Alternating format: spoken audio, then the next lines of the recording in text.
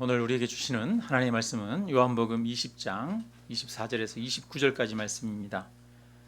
신약성경 183페이지에 있습니다. 184페이지.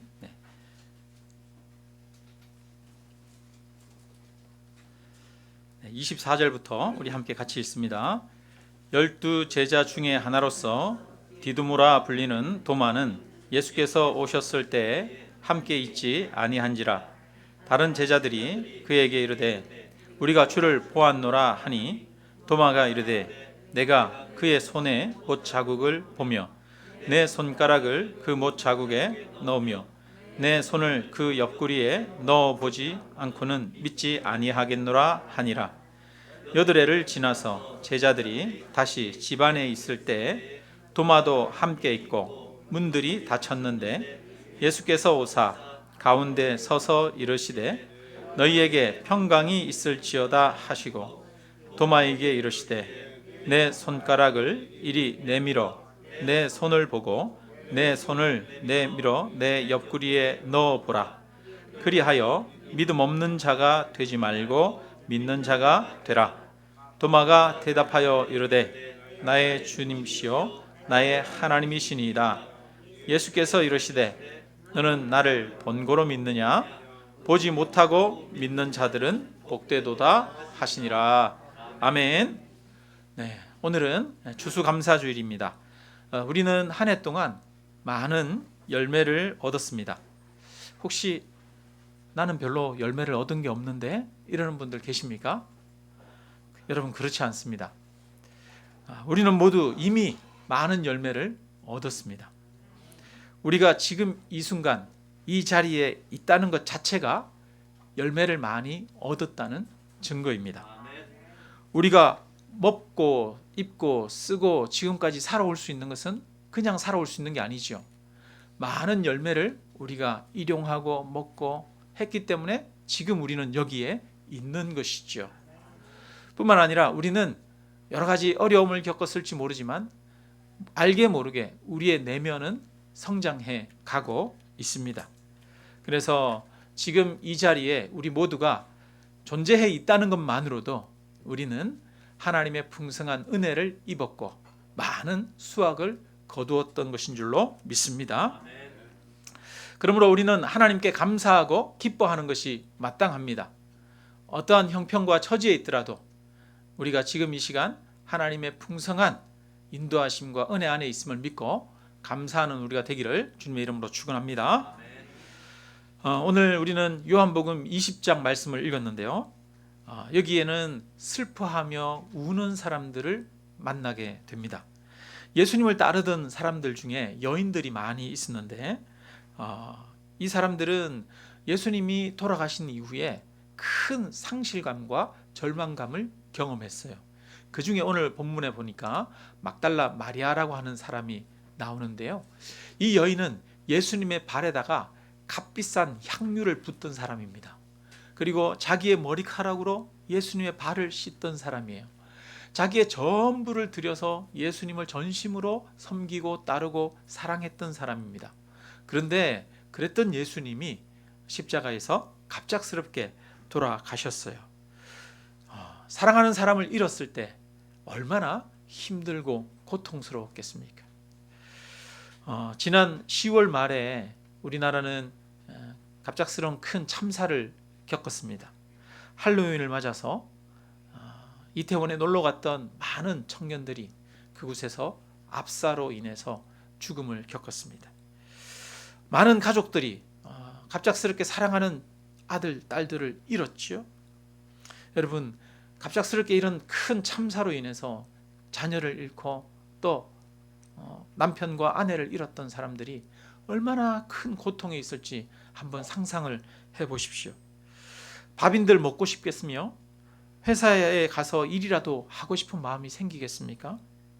아마 가슴 한켠에 구멍이 난 것처럼 항상 뭔가가 허전하고 빈 것 같고 남은 인생 살고 싶지 않은 그런 마음이었을 것입니다. 일도 손에 잡히지 않을 것이고 정신 나간 사람처럼 멍하니 앉아있게 되는 그런 일들을 겪게 되겠지요. 그 중에 수많은 사람들이 또 우울증을 경험하게 될 것입니다. 갑작스러운 상실을 경험한 사람들, 큰 참사를 당한 그 유가족들이 지금도 심각한 분노와 우울증과 정신적 고통과 고립감을 호소하고 있다고 합니다. 우리 대부분의 시민들은 일주일의 애도 기간을 가지고 일상으로 돌아갔지만 그 유가족들은 시간이 오래 지나도 일상으로 돌아가기가 참 어렵습니다. 그 아픔에서 벗어나기가 어렵습니다. 이처럼 사랑하는 사람의 갑작스러운 죽음은 우리의 삶을 송두리째 무너뜨리고 또 고통 속에 빠뜨립니다.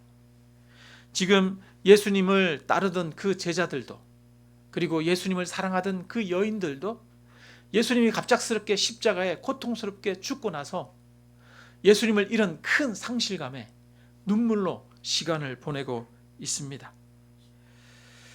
예수님이 죽은 다음 날은 안식일이에요.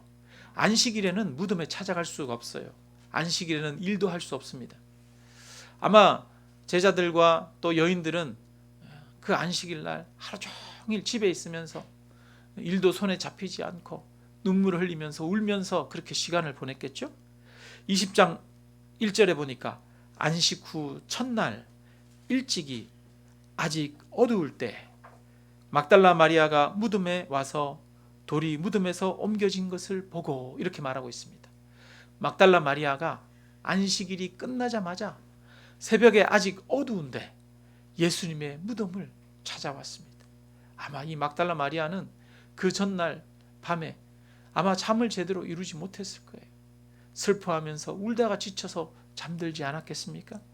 그리고 새벽같이 일어나서 아직 어두운데도 예수님의 무덤으로 찾아왔습니다. 그런데 놀라운 일이 일어났습니다. 예수님의 무덤에 돌이 굴려져 있고 그 무덤이 비어 있는 것입니다. 마리아는 제자들에게 달려가서 이 소식을 알렸어요. 그랬더니 베드로와 요한이 또 급하게 달려왔습니다. 베드로와 요한이 무덤 안에 들어가 봤더니 거기에는 세마포만 놓여져 있고 또 수건이, 머리를 감쌌던 수건이 놓여져 있고 시신은 온데간데 없어져 버린 것입니다. 아마 한참을 주변을 찾았을 거예요. 그 무덤 안도 샅샅이 뒤지고 도대체 시신이 어디 갔나 찾지 않았겠습니까? 시신을 찾지 못하고 결국은 이 제자들은 집으로 돌아갑니다. 집으로 돌아간 이후에도 이 막달라 마리아는 집으로 가지 않고 있어요. 거기에서 여전히 울고 있습니다. 사랑하는 주님이 죽었을 뿐 아니라 그 시신까지도 잃어버렸으니까 얼마나 슬프겠어요. 그래서 계속 우는 거예요. 울음이 그치지 않는 거예요. 울면서 구부려서 이제 무덤 안에 들어가서 무덤을 살피는데 갑자기 거기에 두 천사가 나타났다라고 말하고 있습니다. 두 천사가 마리아에게 묻습니다. 어찌하여 여자여 어찌하여 우느냐? 여자가 대답합니다. 내 주님을 옮겨다가 어디에 두었는지 내가 알지 못함이니이다. 내 주님의 시신이 어디로 갔는지 알지 못해서 내가 울고 있다라고 말합니다. 여러분, 여자가 우는 이유는 무엇입니까? 예수님이 죽었고 이제 그 예수님의 시신마저 잃어버렸다고 생각했기 때문에 울음을 그치지 않고 울고 있는 것이죠. 그런데 사실 지금 예수님의 시신은 도둑맞거나 사라진 것이 아니라 예수님이 다시 부활하신 것이지요. 예수님의 부활하셨다는 사실을 마리아가 알았다면 울었을까요? 울지 않았을까요? 울지 않았겠지요. 마리아가 울고 있는 이유는 예수님이 여전히 죽어 있고 예수님의 시신이 사라졌다라고 생각하기 때문에 우는 것이죠. 이 무덤에 예수님의 부활을 추정할 만한 단서가 있었을까요? 없었을까요? 단서가 있었습니다. 무엇입니까? 세마포와 머리를 쌌던 수건이 그대로 남아있는 거예요.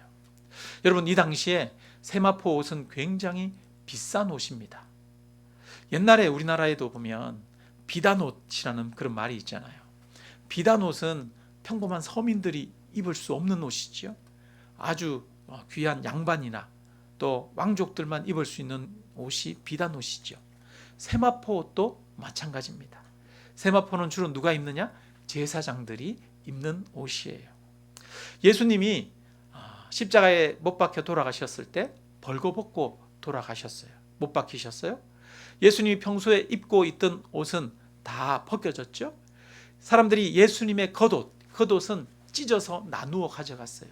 그 당시에는 옷감이나 이런 것 자체가 귀했기 때문에 옷을 찢어서 나누어 가져갔어요. 그리고 나서 세마포 옷이 남았습니다. 세마포 옷은 통으로 짠 것이다 라고 말해요.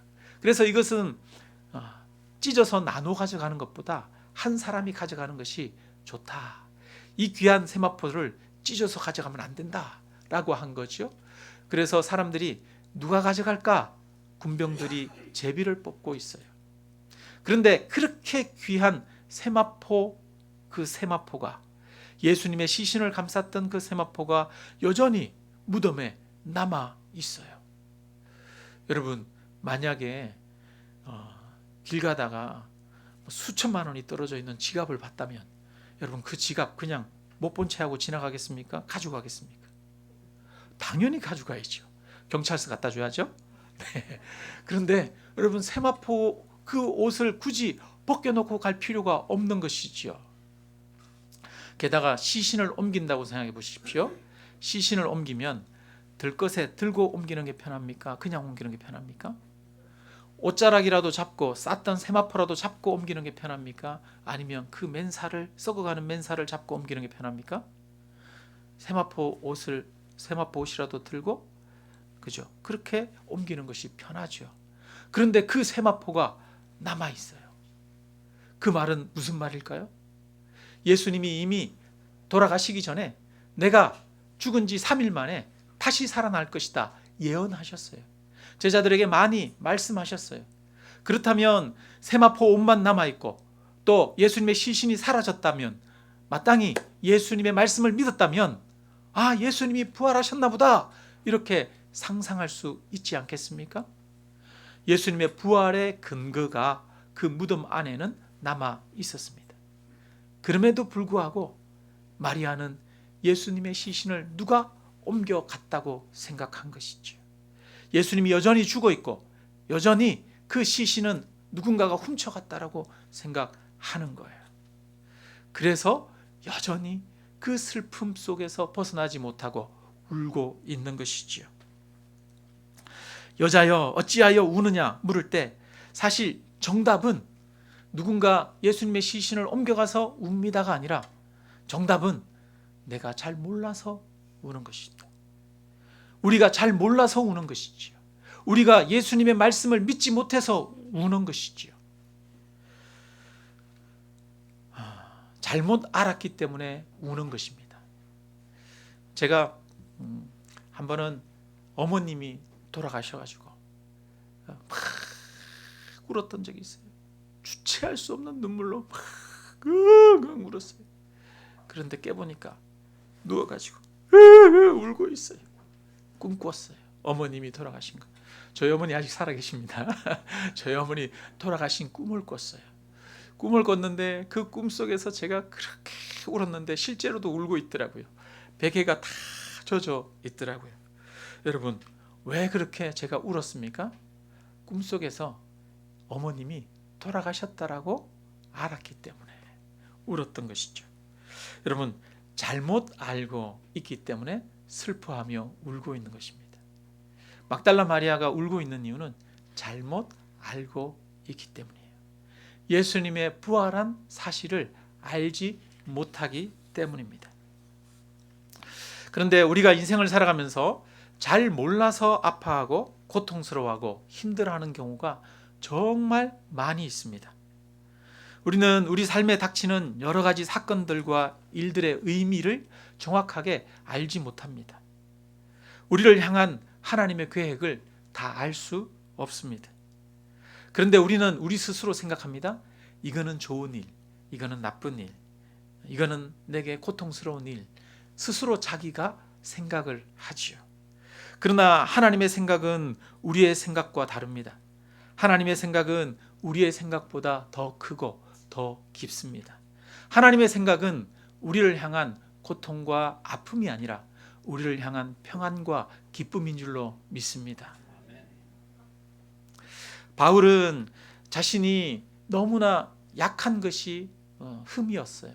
육체가 약해서 육체의 가시 때문에 그는 하나님 앞에 기도했습니다. 하나님, 내가 너무 몸이 약하고 병들어 있습니다. 하나님, 내 약한 것을 고쳐주십시오 라고 기도했어요. 그런데 하나님께서 그에게 말씀하십니다. 네가 그렇게 약한 것이 너에게 족하다. 나의 은혜가, 하나님의 은혜가 너의 약한 데서 온전하여 짐이라 라고 말씀하셨습니다.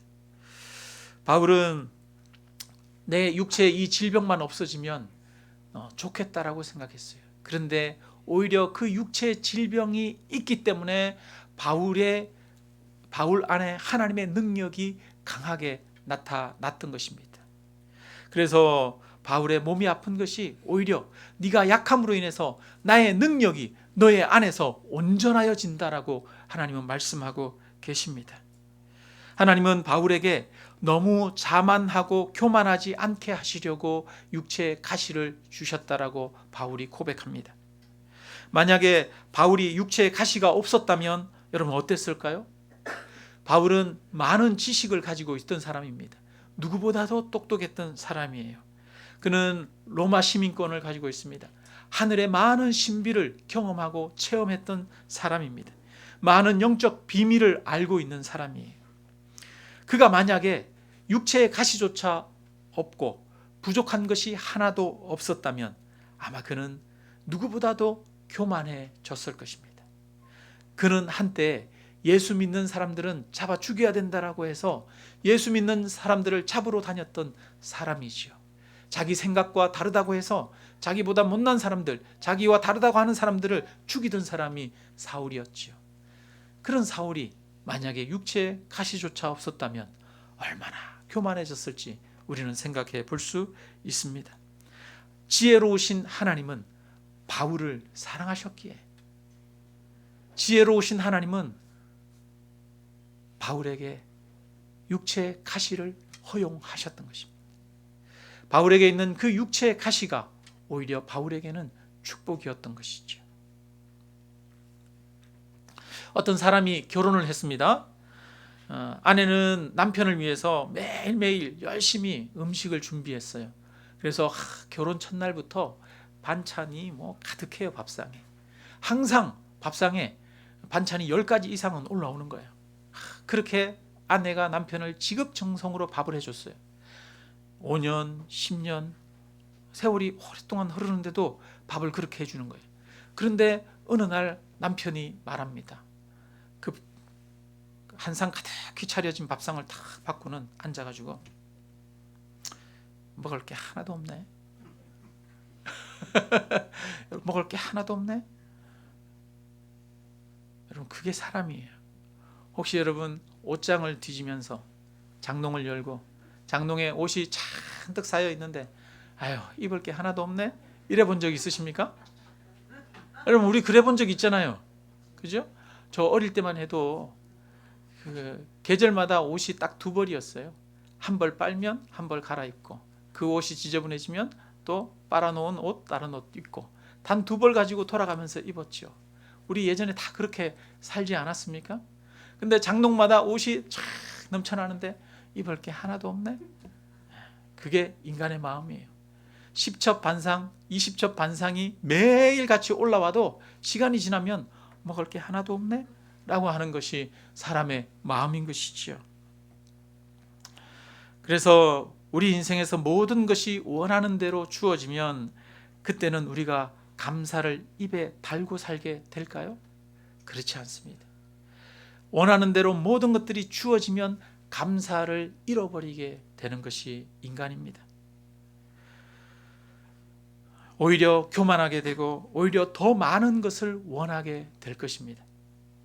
사람의 인생은 하나님께서 오르막도 주셨고 내리막도 주셨습니다. 그래야 사람은 깊어지고 성장하게 되어집니다. 순탄하고 평탄한 길만 있어서는 결코 인간다운 인간이 되어질 수가 없는 것이죠. 그래서 지혜로우신 하나님, 우리를 사랑하시는 하나님은 우리 인생에 오르막도 주시고 내리막도 주십니다. 때로는 죽을 것 같은 고통도 주시고 상실감도 주십니다. 그러나 주 내 곁에 계시네. 하나님이 여전히 그 고통 가운데서도 내 곁에 계시고 우리의 삶을 인도하시는 줄로 믿습니다. 우리는 힘든 오르막을 오르며 불필요한 고통이라고 생각하지만 그 속에는 우리를 사랑하시는 하나님의 사랑이 담겨 있습니다. 하나님은 우리와 함께 하시며 우리를 향한 선을 이루시는 분이십니다. 우리가 겪는 아픔 속에도, 우리가 겪는 부족함 속에도 하나님의 지혜가 담겨 있습니다. 하나님의 생각은 우리의 생각보다 지혜롭고 하나님의 계획은 우리의 계획보다 완전하십니다. 그러므로 우리가 하나님 앞에 감사하며 살아가기 위해서는 우리보다 지혜로우신 하나님을 믿어야 합니다. 나의 삶을 향한 하나님의 선하신 계획이 있음을 우리가 믿어야 하고, 우리는 또 그 하나님의 선하신 계획을 내가 온전히 알 수 없다는 사실을 고백해야 합니다. 인간은 하나님의 역사를 다 알 수 없어요. 막달라 마리아가 부활하신 예수님은 지금 정작 부활하셨는데 여전히 울고 있는 것처럼 우리는 하나님의 역사를 다 알지 못합니다. 그래서 어리석은 우리는 우리 스스로 내 생각, 내 판단에 따라 고통스러워하고 절망하고 좌절합니다.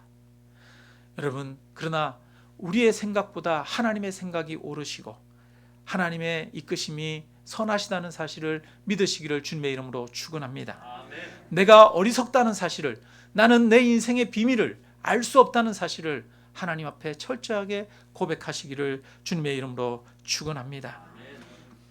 그래서 우리는 하나님을 믿음으로 믿어야만 고난 가운데에서도 감사할 수 있고 어려움 가운데서도 감사할 수 있는 능력이 우리에게 생기는 것이지요. 여러분, 그래서 믿음은 감사는 믿음에서 나오는 것입니다. 제자들이 이제 집에 들어가서 제자들은 여전히 예수님이 죽었다고 생각하고 있었죠. 그래서 집에 들어가서 문을 걸어 잠그고 문 안에서 두려워 떨고 있습니다. 그때 제자들 한가운데 예수님이 나타나셔요. 문이 잠겨 있는데 그 한가운데 예수님이 나타나셔요. 예수님이 부활하셔서 그들 가운데 오신 것이지요. 제자들이 부활하신 이 예수님을 만나고 나서 사람들에게 예수님 부활하셨다라고 이야기를 합니다. 그런데 그 제자들 중에 그 자리에 없었던 사람이 있어요. 누구요? 오늘 우리가 읽었던 성경 본문에 도마. 우리 밥상에 이 도마가 아니라 여러분 제자 중에 도마라고 하는 사람이 있어요. 이 도마가 예수님이 부활하셨을 때 그때 마침 없었어요.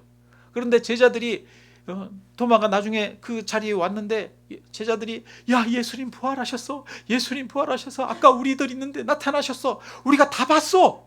나만 본 게 아니야. 다 봤어. 다 봤다라고 그러는데도 도마가 말합니다.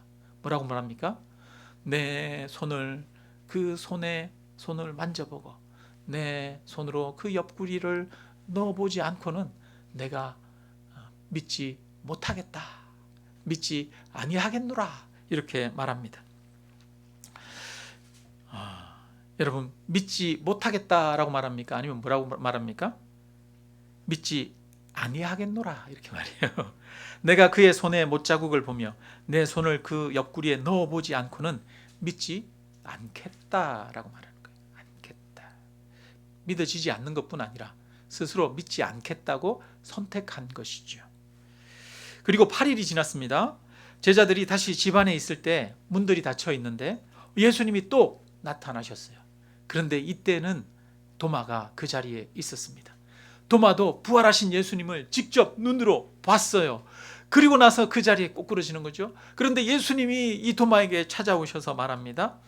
네 손가락을 이리 내밀어 내 손을 보고 내 손을 내밀어 내 옆구리에 넣어보라.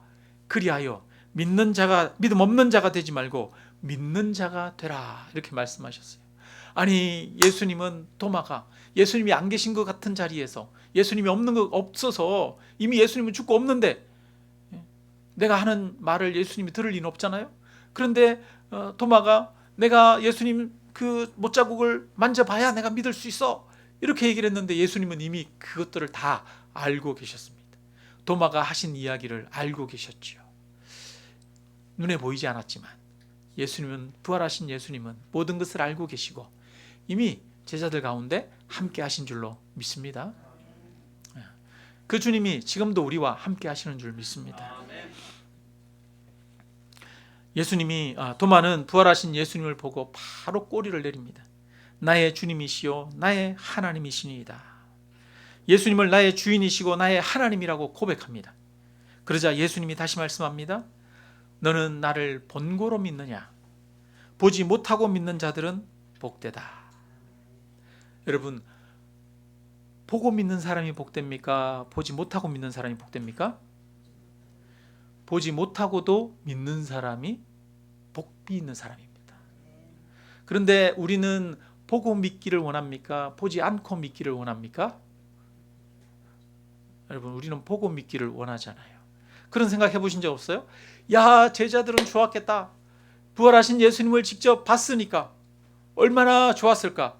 얼마나 확신 가운데 거할 수 있었을까? 그렇게 생각하잖아요. 여러분, 신앙에 살아가면서 신앙의 체험을 많이 하기를 원하십니까? 많이 안 하고 싶습니까? 하나님이 살아계신 증거를 많이 얻고 영적 체험을 하고 신비를 경험하고 그렇게 해서 하나님을 믿는 그런 사람이 되고 싶습니까? 아니면 아무 체험이 없어요. 신비적인 어떤 그런 체험도 없고 방언이나 이런 여러 가지 은사의 체험도 없고 그냥 그렇게 무덤덤하게 신앙생활 하고 싶습니까? 여러분, 체험 있는 신앙생활 하고 싶은 마음 있지 않습니까? 내가 체험을 좀 한다면, 하나님을 만난다면 내가 하나님을 분명하게 믿을 수 있을 텐데, 이런 생각하지 않습니까? 여전히 오늘날에도 보니까 그 하나님을 이렇게 만나게 되는 그런 신비한 경험을 통해서 하나님을 만나는 사람들이 있더라고요. 제가 아는 집사님은 이제 한 70이 넘어서 신앙생활을 하기 시작하셨는데, 새벽 예배를 가서 기도하기 시작하는데, 기도하고 새벽 예배를 가는데도 성경 공부를 해도 하나님이 도저히 믿어지지 않는 거예요. 믿어지지 않으니까 나는 하나님이 계신지 안 계신지 믿어지지 않습니다. 하나님 계시면 하나님이 계시다는 것을 내게 알려주십시오. 계속 그렇게 새벽마다 나와서 기도하는 게, 하나님 계십니까? 계시면 나한테 보여주시든지 알려주십시오. 새벽마다 그렇게 기도하는 거예요. 그런데 그 집사님이 아니나 다를까, 하루는 바다를 이렇게 보고 있는데 바다에서 글씨가 팍팍팍팍 눈에 환상이 보인 거예요. 그래서 그 글씨, 제가 글씨가 뭐였는지를 잊어버렸어요. 그분이 말씀하신 글씨를. 그런데 그 하나님에 대해서, 하나님이 스스로 자신에 대해서 그분에게 말씀하신 거예요. 그래서 그분이 그 체험을 하고 나서는 하나님은 정말 계시구나, 이렇게 고백했대요. 여러분, 우리는 다들 이런 비슷한 체험들이라도 하고 싶지 않아요? 하고 싶죠. 체험도 하고 눈으로 봐야 믿고 싶잖아요. 그죠? 그래서 눈으로 보는 신앙이 사실은 복되다고 생각을 하죠. 그런데 여러분, 보아야 믿겠다는 것은 사실은 정말 교만한 것입니다. 여러분, 내가 보아야 믿겠다라고 하는 것은 무엇을 의지하는 겁니까? 내 시각을 의지하는 거예요. 내 지각을 의지하는 거예요. 내 판단을 의지하는 거예요. 그래서 내가 분명히 그것을 확인해야 내 지각에 따라서 믿겠다라고 생각을 하는 겁니다. 하나님의 말씀을 의지하고 또 성경의 증언들을 의지하는 것이 아닙니다. 하나님 스스로 우리에게 주신 하나님에 대한 증거를 의지하는 것이 아니라 자기 스스로 자기 지각을 의지하는 것이 내가 보아야 믿겠다라고 하는 그 말이에요.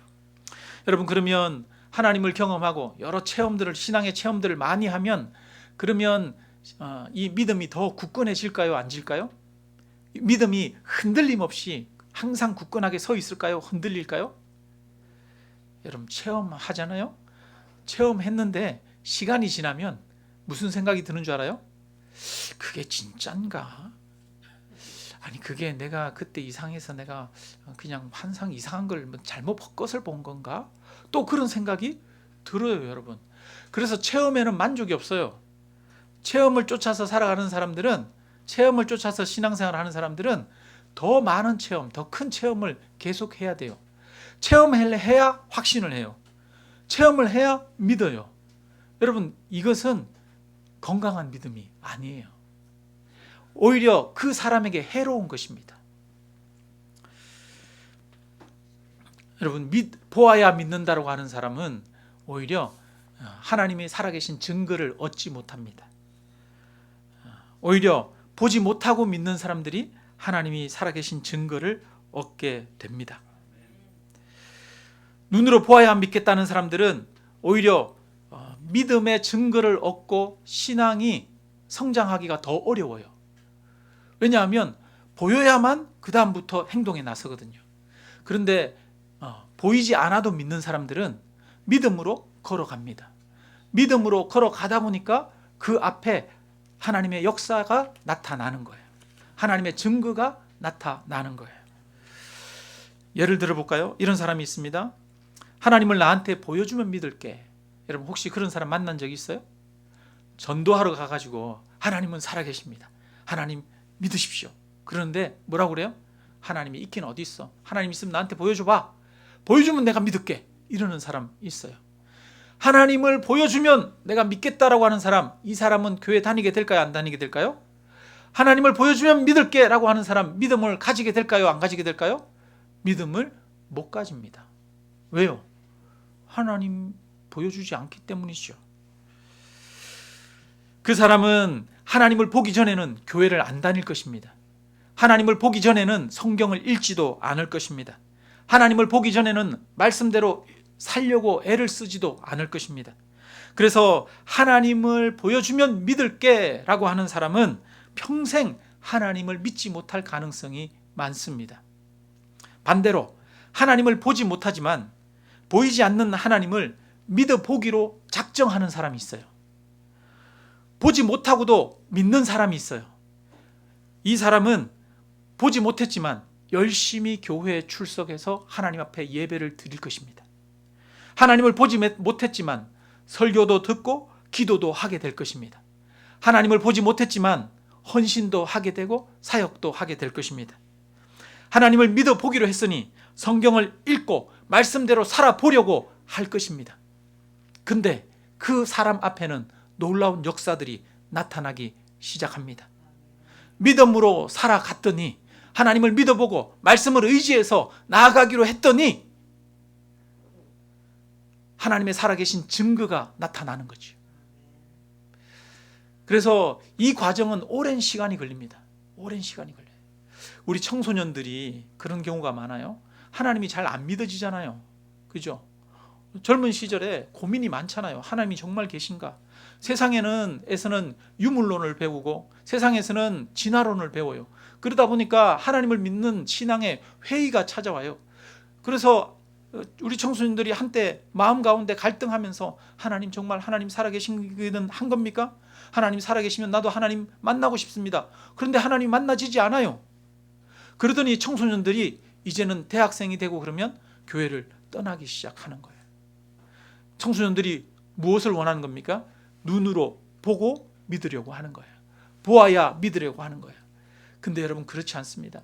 제가 신앙생활을 해보니까요, 저도 중학교 때 고등학교 때 하나님을 보고 싶고 하나님이 믿어지지 않아서 얼마나 고민하고 갈등하고 힘들어했는지 몰라요.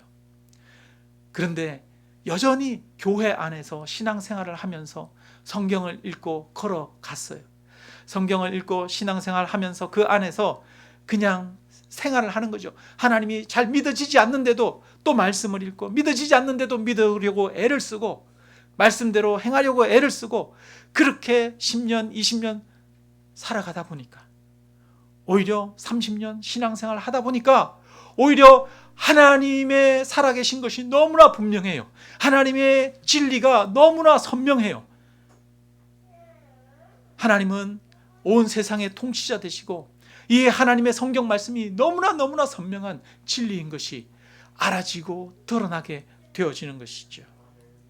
여러분, 믿어야 하나님을 알게 되는 겁니다. 하나님을 보아야 하나님을 알게 되는 것이 아니라 믿고 걸어가면 하나님을 알게 되어지고 하나님을 경험하게 되어지는 것입니다. 그래서 누가 복이 있습니까? 눈으로 보고 믿는 사람이 복이 있는 것이 아니라 눈으로 보지 못해도 믿는 사람, 보지 못하고도 믿는 사람이 정말 복이 있는 사람입니다. 감사도 마찬가지입니다. 감사도 내 눈앞에 감사의 조건들이 드러나야 감사하는 사람이 있어요. 여러 가지 열매가 내 눈앞에 보여야만 감사하는 사람이 있어요. 여러분, 눈으로 보는 것으로 감사하는 것이죠. 눈으로 보는 것으로 감사하는 사람은 감사하기가 힘듭니다. 그런데 우리 신앙인은 내 눈앞에 나타난 증거를 보고 그것을 가지고 감사하는 것이 아닙니다. 신앙인들은 믿음으로 하나님 앞에 감사하는 것입니다. 하나님이 날 사랑하신다는 것을 믿기 때문에, 하나님이 나와 함께 하신다는 것을 믿기 때문에 우리는 그 믿음 안에서 감사하는 것이지요. 사망의 음침한 골짜기로 다닐지라도 내가 해를 두려워하지 않을 것은 주께서 나와 함께 하심이라. 지금 우리가 여전히 어려움 가운데 있고 인생의 고통 가운데 있을 수도 있습니다. 내 삶에 많은 문제가 있을 수도 있습니다. 우리 성도님들 안에도 지금 그런 문제들을 가지고 없는 사람들이 없을 정도로 우리는 모두가 각자 해결해야 될 문제들, 아픔들을 가지고 있습니다. 그럼에도 우리는 감사할 수 있습니다. 왜 감사할 수 있습니까? 하나님은 선하시고 하나님은 의로우시고 하나님은 우리를 사랑하시며 우리를 위해서 좋은 것으로 주시는 분이시기 때문입니다. 우리는 그것을 믿기 때문에 감사하는 것이죠. 여러분, 보고 믿는 사람이 복이 있는 사람이 아니라 어떤 사람이 복이 있다고요? 보지 못하고도 믿는 사람이 복이 있다고요. 감사도 여러분 어떻게 하는 거라고요? 내 눈앞에 있는 증거를 가지고 감사하는 거예요? 아니에요. 무엇으로 감사합니까? 믿음으로 감사하는 겁니다. 하나님이 나와 함께 하심을 믿음으로 감사하는 거예요. 내 삶의 현실을 가지고 감사하는 것이 아닙니다. 내 삶의 현실이 아니라 하나님을 믿는 믿음으로 감사하는 저와 여러분이 되시기를 주님의 이름으로 축원합니다. 짧게 한 가지만 더 말씀드릴게요. 오늘 본문에 보니까 요한복음 20장, 우리가 전체를 제가 설교를 하는데요, 요한복음 20장 1절에 보니까 이렇게 말해요. 안식 후 첫날. 여러분, 안식 후 첫날이라고 하는 말이 사실은 굉장히 중요합니다. 예수님이 부활하신 날을 안식 후 첫날이다 라고 말합니다. 여러분, 우리가 첫날이야, 첫날. 첫날은 좀 특별한 날이잖아요. 우리가 그래서 남녀가 사귀게 되면 뭐라고 그럽니까? 오늘부터 1일. 오늘부터 1일 하면 그 날을 기준으로 이전과 이후가 달라지죠. 그 날 이전은 뭐예요? 그냥 친구고 그냥 아는 사람이었고, 그 날 이후는 뭐예요? 연인이에요, 연인. 그죠? 안식 후 첫날이 중요하죠. 첫날을 기점으로 새로운 날이 열리는 거예요. 새로운 시작이 되는 거예요. 그래서 성경은 이 예수님의 부활을 새로운 시작으로 이야기하는 거예요. 그래서 안식 후 첫날이다 라고 하는 표현을 굳이 모든 성경에서 쓰고 있어요. 여러분, 예수님의 부활은 새로운 시작입니다. 막달라 마리아가 예수님이 죽은 줄 알고 울어요. 절망 가운데 울어요. 큰 상실감을 느끼고 있어요. 그런데 그 상실감이 변하여 기쁨이 됩니다. 무엇 때문에? 부활하신 예수님 때문에 기쁨이 되어지죠. 제자들은 항상 두려움에 떨던 사람입니다. 세상의 눈치를 보고 세상에 권력 있는 자들, 세상에 힘 있는 자들을 보면서 두려워했습니다. 예수님을 죽인 자들이 자신들을 죽일까 두려워했습니다. 그래서 자기들이 있는 그 집의 문을 다 잠그고 그 안에 제자들이 모여 있었죠.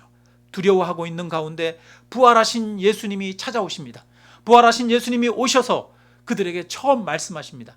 무엇을 말씀하십니까? 평안하라. 두려워 떠는 자들에게 주님은 찾아오셔서 말씀하십니다. 평안하라. 예수님이 십자가에 죽으셨을 때는 두려워 떨 수밖에 없었지만 부활하신 예수님을 만났을 때는 이제는 그 두려움에 벗어나서 평안할 수가 있는 것입니다. 예수님의 부활은 모든 것을 바꾸고 변화시킵니다. 절망을 바꾸어서 희망으로, 소망으로 바꾸고, 울음을 바꾸어서 기쁨으로 바꾸는 것이지요. 두려움을 바꾸어 담대함으로 바꾸는 것이 바로 부활의 능력입니다. 부활을 경험했던 제자들은 담대한 마음을 가지고 복음을 가지고 세상 바깥으로 나아가게 됩니다. 여러분, 부활은 모든 것을 변화시키는 새로운 시작입니다. 여러분, 우리가 무엇으로 이전과는 다른 삶을 살 수 있고 무엇으로 슬픔이 아니라 기쁜 삶을 살 수 있습니까? 어려운 중에도 기뻐하고 감사할 수 있습니까? 부활을 확신하는 그 믿음입니다. 여러분, 정말 부활을 확신하십니까? 우리는 부활을 굳게 믿어야 합니다. 그 부활을 믿는 자는 육체의 질병 가운데서도, 약함 가운데서도, 마음 가운데 한편으로는 기쁨을 가질 수 있습니다. 소망을 가질 수 있습니다. 부활만이 우리에게 진정한 소망이요, 기쁨의 능력이고 감사의 원천인 것입니다. 여러분, 이 부활하신 주님을 믿으시기를 주님의 이름으로 축원합니다. 반드시 우리는 부활을 믿어야만 이 세상을 감사와 기쁨 가운데 승리하며 살아갈 수 있습니다. 부활을 믿는 자는 이전과는 다른 새 세상이 열리는 것입니다. 새로운 첫날이 열리는 것입니다. 안식 후 첫날. 여러분, 부활을 온전히 확신하고 믿음으로 주님이, 부활하신 주님이 새롭게 여신 새로운 삶, 새로운 세상, 기쁨과 평안과 감사의 삶을 살아가는 저와 여러분이 되시기를 주님의 이름으로 축원합니다. 우리 함께 찬양 드리겠습니다. 찬송가